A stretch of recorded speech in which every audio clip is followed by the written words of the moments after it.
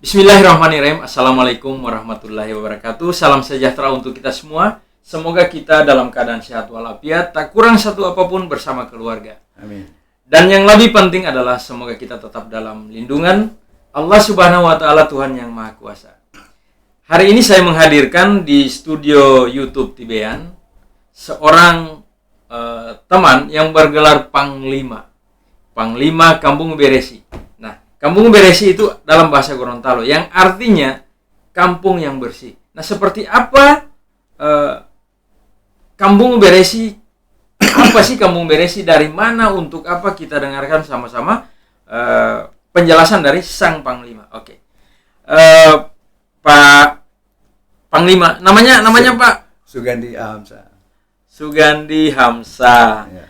Oke. Jadi Panglima ini apa sih sebenarnya Kampung Beresi?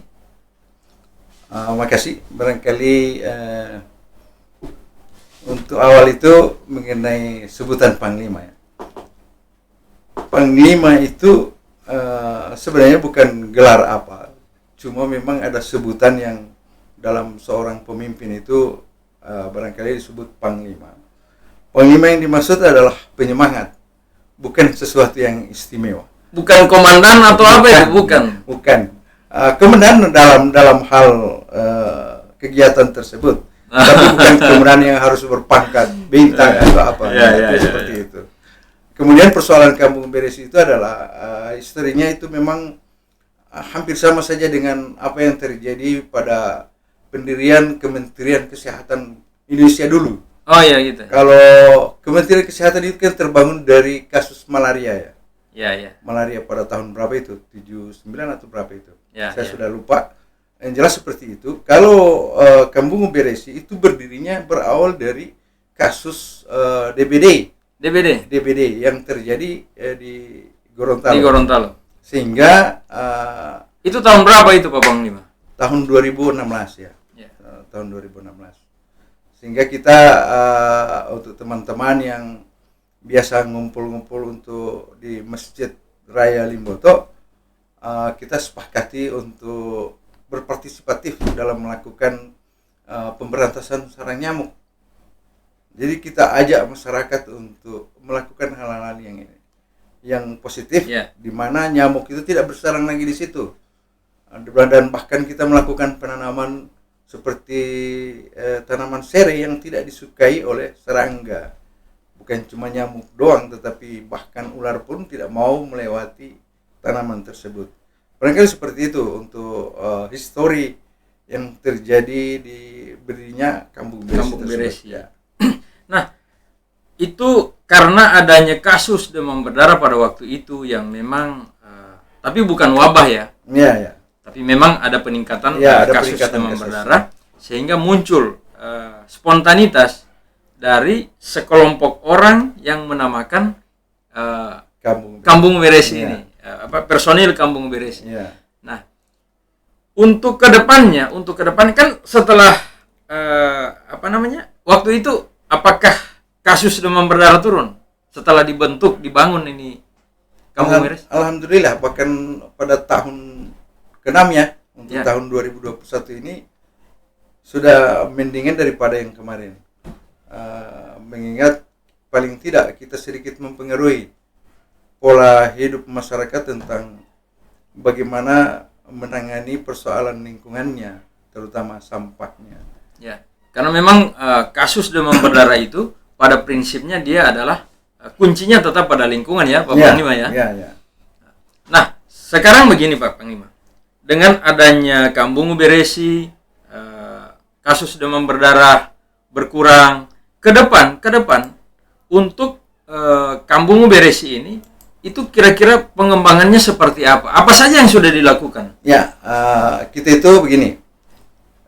Kampung Beresi ini kan komunitas. Iya. Sehingga seperti biasanya dengan kemajuan elektronik yang ada, sosmed, nah, kita membentuk diri dalam grup yang di grup WA.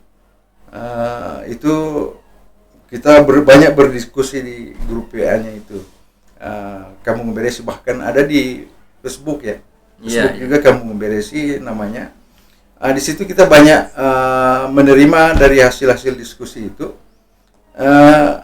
persoalan-persoalan lingkungan lainnya yang muncul, dan itu harus kita lakukan solusi-solusinya. Bukan cuma sekedar ketika kita harus pressure pemerintah, kenapa ini banjir-banjir, enggak. Kita melakukan bagaimana solusinya tanpa harus mengeluarkan biaya-biaya. Memang sih kalau program pemerintah sudah ada semua ini. OPD-nya kan lengkap. Di tubuh pemerintah itu lengkap strukturnya. Cuma paling tidak ada hal-hal yang kecil yang tidak sempat dibawa serta oleh pemerintah itu sendiri. Bagaimana bersosialisasi dengan masyarakat. Hampir tidak ini lagi, sehingga itu luput. Dan itu kita mampu mengingatkan itu. Kita ajak masyarakat untuk berperan serta dalam melakukan hal-hal penanganan lingkungan tersebut. Persoalan misalnya sampah, kemudian kita melakukan penanaman, baik itu tanaman-tanaman yang berguna bagi keluarga, dan yang paling penting adalah penanaman pohon. Ya, jadi sekarang bukan saja hanya pemberantasan sarang nyamuk, tetapi termasuk reboisasi ya, penghijauan kembali ya. Tapi tanaman-tanaman yang bisa bermanfaat, misalnya pohon-pohon buah. Saya dengar seperti itu ya, Pak Panglima. Tetap kita melakukan penanaman pohon padat juga. Karena memang dari sisi fungsinya juga yang lebih tahan lama itu ternyata pohon pelindung itu. Nah, jadi sebelum kita lupa, ini siapa saja yang ada di komunitas Kampung Beresi ini, Pak Panglima? Begini, memang persoalan komunitas itu adalah siapa saja yang turut serta dalam pelaksanaan kegiatan itu, baik dari tingkat atas hingga pada tingkat masyarakat di bawah, itu termasuk komunitas. Sehingganya pelaksanaan kegiatan Kampung Beresi itu tidak harus mengajak pejabat-pejabat yang ada di pemerintah kabupaten atau provinsi. Tetapi bagaimana caranya, suksesnya acara itu adalah tingkat kesadaran masyarakat yang turut serta. Kalau cuma pemerintah yang turut serta, itu sih biasa. Karena pemerintah punya struktur dan mereka punya pendidikan yang tinggi, mereka lebih tahu itu. Tetapi di tingkat bawah, inilah masyarakat yang perlu kita ajak. Betul. Ketika peran serta mereka tinggi, berarti kita juga agak sukses untuk melakukan pencegahan banjir misalnya, wabah-wabah lainnya. Barangkali itu yang penting untuk pelaksanaan Kampung Beresi. Nah, sekarang dengan sudah jalannya Kampung Beresi, mungkin ada harapan-harapan dari komunitas Kampung Beresi, harapannya kepada pemerintah seperti apa, dan harapannya kepada masyarakat yang biasanya didatangi itu seperti apa, Pak Panglima? Ya, untuk pemerintah memang kita sangat juga butuhkan.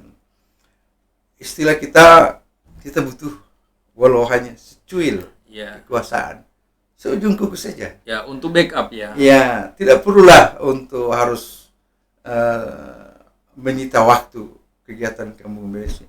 Tidak panjang, tidak lama.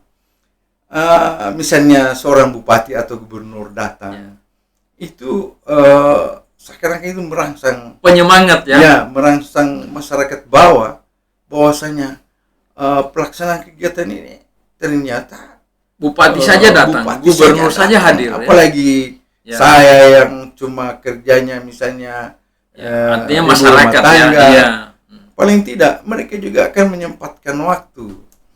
Nah, kalau umpamanya juga sebaliknya, misalnya tidak ada yang dari tingkat atasnya tidak tertarik, ya masyarakat bawah juga walaupun mereka tidak datang, kita olah seperti apa caranya.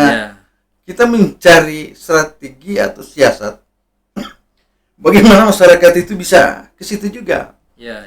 Saya bisa punya peran aktif sedikit mengutip apa yang dikatakan oleh mantan presiden kita, Bung Soekarno. Saya butuh 10 pemuda untuk mengguncangkan ini dunia.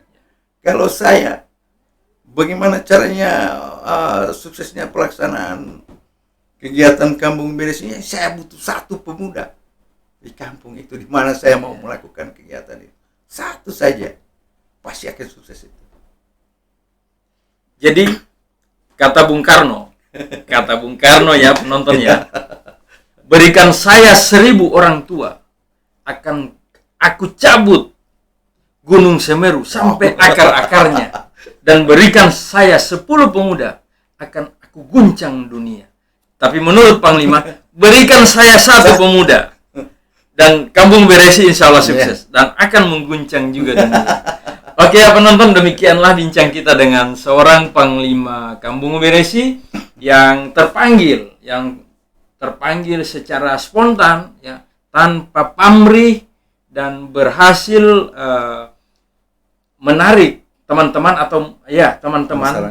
termasuk masyarakat, pemerintah, sehingga tergabunglah dalam satu komunitas yang namanya Kampung Beresi.